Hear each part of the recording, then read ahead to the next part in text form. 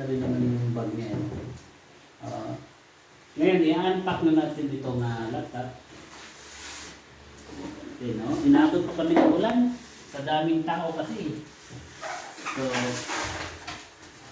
bubuksan na natin yung ang ganda ng pagkaka-pagkaligay, no? Parang hindi basta-basta siya na kailangan pa talaga ng gonting.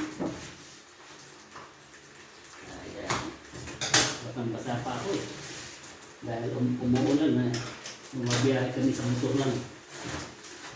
Nakalagay naman dito yung kanyang charger. At titingnan natin kung ano yung laptop na nabili sa halagang 10,000 o 10,000. Matigas ha. Sandali. Ayan. Ang ganda. Kumikinang-kinang pa yun. Ano niya, no? Ngayon, malalag, ay, may tatak Google pa yan, no? Ngayon, ito na natin, ano? Ito na yung laptop.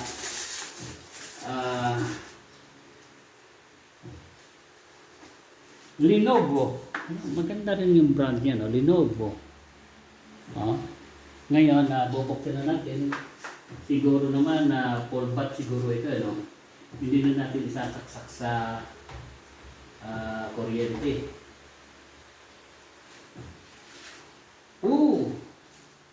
Lenovo 100E. Meron pang ang ganda ng screen niya, no?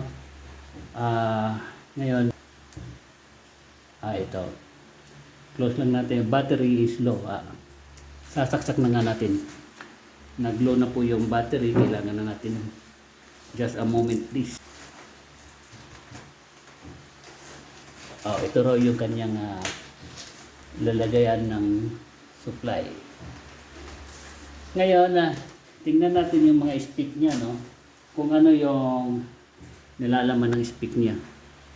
Tingnan natin ng properties. Nakalagay naman ay Intel Celeron dual core. Dual core kasi dalawa yung kanyang speed dito. Nangangahulugan siya ng dual core. 64-bit yung kanyang operating system na anong Windows ito? Windows 10. Ang kanya namang installed RAM 4 gigs. Maganda.